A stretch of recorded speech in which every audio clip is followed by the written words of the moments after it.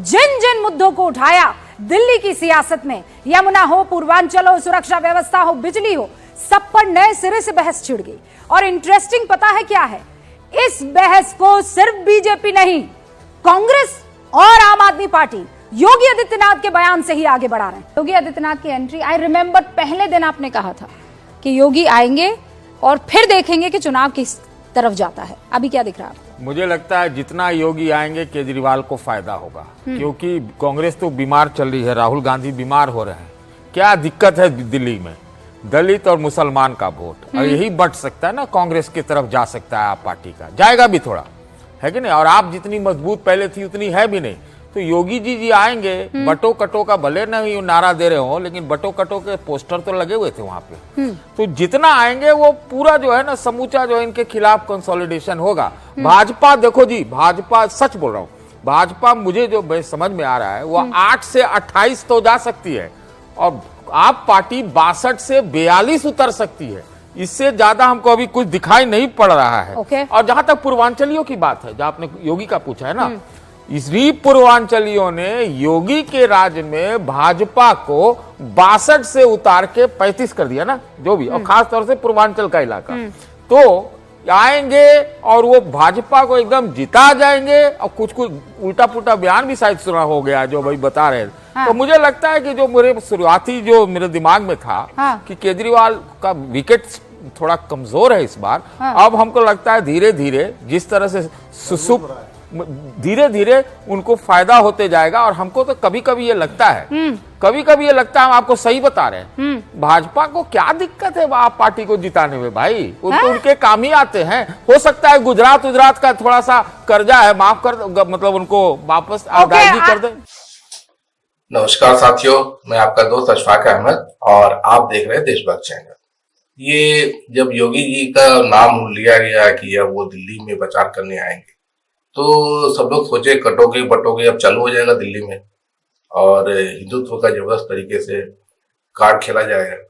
लेकिन ये तो योगी जी ने तो कटोगे बटोगे नारा लगाया ही नहीं दिल्ली में। तो ये क्या हो गया, ये कैसे हो गया? और योगी जी क्या बोलते रहे?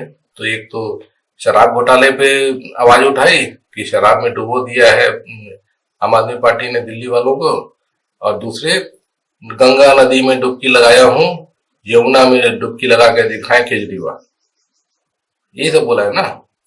तो योगी जी जो आए हैं तो खुद ही घिर गए। अब लोग जो है जो योगी जी ने बोला तो उसपे खुद ही मतलब कि आम आदमी पार्टी, कांग्रेस और हर आदमी तो वही सवाल उठाने लगा कि यमुना की बात कर रहे हैं, गंगा की बात भी कर लीजिए कि गंगा इतनी मैली हो चुकी है कि उसमें डुबकी लगा नहीं सकता कोई। अभी डुबकी लगाए हैं इसलिए कि गंगा में जो छोटी नदियों का पानी बहाया गया है, तब जाके डुबकी लगा पाए। तो छोटी नदियों का पानी अभी टेम्पररी 15 दिन के लिए कर दिया उन्होंने। और गंगा की जब बात होती है तो नमामि गंगे की बात होती है, 20,000 करोड़ के घोटाले की बात होती है। तो वो सब का जवाब कौन देगा? दिल्ली में तो ऐसा कोई घोटाला नहीं हुआ है यमुना नदी के नाम पर। और शराब घोटाले की बात है तो उसमें एक्चुअली 2 चीजें हैं। एक तो है कि शराब घोटाला अगर हुआ है तो फिर केजरीवाल और जितने भी लोगों को जेल में डाला गया था तो बाहर कैसे आ गए? और जबकि जो ईडी का केस उनके ऊपर लगा, तो ईडी के केस में तो जेल से बाहर आना मुश्किल है। तो जब ईडी के केस में अगर कोई जेल से बाहर आ गया मतलब घोटाला नहीं हुआ, क्योंकि ईडी के केस में साबित करना पड़ता है जिसको आप जेल में डाले हो कि खुद मतलब कि जो जिसके नाम से घोटाला का नाम लगाया गया है उसको साबित करना पड़ता है कि मैंने घोटाला नहीं किया, नहीं तो तब तक जेल में रहो। तो जेल के बाहर कैसे आ गए? तो इसके मतलब घोटाला नहीं हुआ, ईडी के केस पर ये था। ये बात समझ बाहर आती है। और जहां तक दिल्ली की बात है तो जो काम जो एक्चुअली दिल्ली में हुए थे शीला दीक्षित के ही काम है। बड़े बड़े जो काम हुए, जो फ्लाईओवर बने, मेट्रो बना, जो बड़े बड़े जितने भी प्रोजेक्ट हुए थे दिल्ली में, वो सब शीला दीक्षित के ही है। 10 साल पहले तक जो काम हुआ था, और 10 साल में जो आम आदमी पार्टी ने क्या किया है, तो उन्होंने रेवड़ियां तो जरूर बांटी हैं जो गरीब लोगों के काम आ रही हैं। तो मुफ्त बिजली, मुफ्त पानी, अच्छे स्कूल, ये 3 चीजें वो गिनाते हैं। तो अच्छे स्कूलों में क्या है कि स्कूल तो खैर नए नहीं बने, लेकिन पुराने स्कूलों को ही अच्छा कर दिया है। तो कई लोग मानते हैं खुद ही कि प्राइवेट स्कूल में उनके बच्चे पढ़ रहे थे तो वो अच्छे नहीं थे, तो बल्कि सरकारी स्कूल में नाम लिखा है। तो ये मतलब कि सही लगता है इनका, तो इस पे इनको वोट मिलते आए हैं। अब लोक जनता तो और ज्यादा चाहती है, दिल मांगे मोर। तो अब और क्या दे सकते हैं केजरीवाल और आम आदमी पार्टी। तो अभी उन्होंने महिलाओं को पैसे देने की बात कही है, और जो काम रुके हुए थे तो वो काम पूरे करने की बात कही है कि यमुना नदी का काम, उसका सफाई का काम, उसके बाद में जब पानी का जो अभी चल रहा है कि बहुत ज्यादा गंदा पानी आता है, सफाई मतलब नाले का पानी आता है ऐसा दिखता है, तो उस पे काम करेंगे। और जो बड़े बड़े पहाड़ बन गए हैं कचरे के, उस पर काम करेंगे। और उसके बाद में जो प्रदूषण जो हवा का है वो भी बहुत खतरनाक हो चुका है दिल्ली में, तो उस पे काम करेंगे। पहले तो पराली जलाने की बात होती थी कि दिल्ली, पंजाब हरियाणा के किसान जलाते हैं, अब तो वो बात नहीं रही, क्योंकि दूसरे चीजों से प्रदूषण होता है दिल्ली में, गाड़ियों से सबसे ज्यादा होता है। एक्चुअली देखा जाए तो दिल्ली में सबसे ज्यादा गाड़ियां हैं अभी भी, मतलब जो बड़े शहर है, चाहे मुंबई पकड़ लो, चाहे कोलकाता पकड़ लो, उनके मुकाबले दिल्ली में 3 गुना ज्यादा गाड़ी है। तो गाड़ियों का प्रदूषण से होता है, तो उस पर रोकथाम होना चाहिए कि प्राइवेट गाड़ियां जो है वो कम से कम इस्तेमाल, इस पे कुछ स्कीम बनाया जाना चाहिए। उस पे खैर आम आदमी पार्टी ने तो कुछ, या दूसरी पार्टियों ने भी कुछ ठोस मसौदा नहीं दिया है, लेकिन इस पे काम करना बहुत जरूरी है। और जहां तक बीजेपी का सवाल है, तो बीजेपी अभी ये बता रही थी कि योगी जी का हिंदुत्व और मोदी जी का विकास, ये कार्ड चलेगा दिल्ली में और दिल्ली जीत जाएगा। तो हिंदुत्व वाला कार्ड तो खुद ही योगी जी ने चलाया नहीं, और मोदी जी का विकास तो जनता जानती है कि मोदी जी ने क्या विकास कर दिया पूरे देश का। तो 10 साल में आप देखिए तो जो लोगों की आय घट गई, जो मध्यम वर्ग के लोग बहुत सारे गरीबी में चले गए, और जो गरीब है 80 करोड़ जनता 5 किलो राशन पर मोहताज हो गई। और विकास के नाम पर को जो जीडीपी अगर देखा जाए तो जीडीपी तो घटता जा रहा है। एक्चुअली देखा जाए तो 2014 में जितना जीडीपी था उसमें ज्यादा कुछ थोड़ी बढ़ा है, वही का वही है। वो तो इन्फ्लेशन है, वो जुड़ता जा रहा है, तो उससे दिखता है कि जीडीपी बढ़ रहा है। नहीं तो इन्फ्लेशन अगर आप घटा दीजिए तो विकास तो हो ही नहीं रहा है।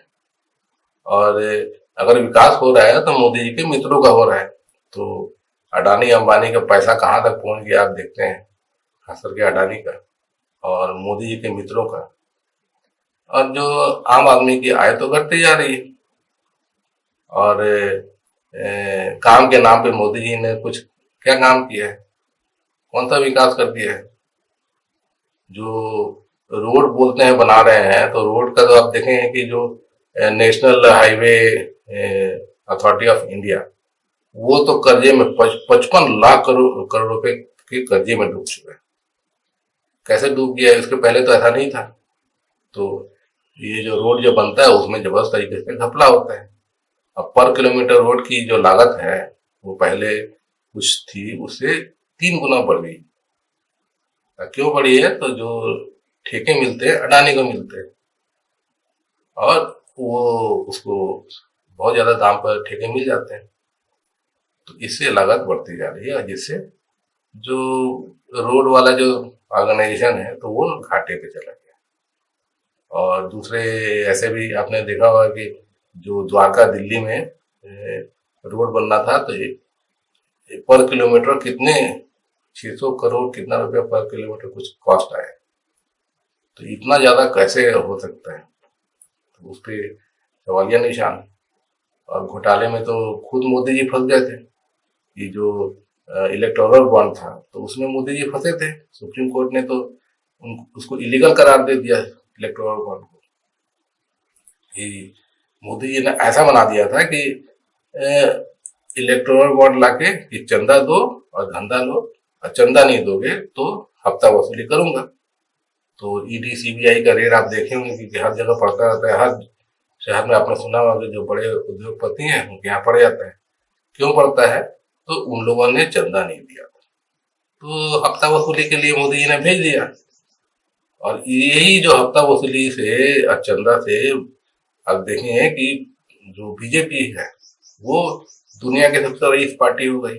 उनकी आय हर साल दुगने से ज्यादा बढ़ती है। तो इतना पैसा कहाँ से आ रहा है? तो यही हफ्ता वसूली से आ रहा है। और इसका नुकसान क्या होता है कि जो धन्ना सेठ है वो हफ्ता वसूली हफ्ता देते रहेंगे, चंदा देते रहेंगे, तो धंधा कैसे करेंगे? तो इसीलिए जो प्राइवेट इन्वेस्टमेंट हमारे देश में है वो घट गया बहुत ज्यादा। और उसका नुकसान क्या होता है कि जीडीपी नहीं बढ़ रही है। क्योंकि जीडीपी कैसे बढ़ती है?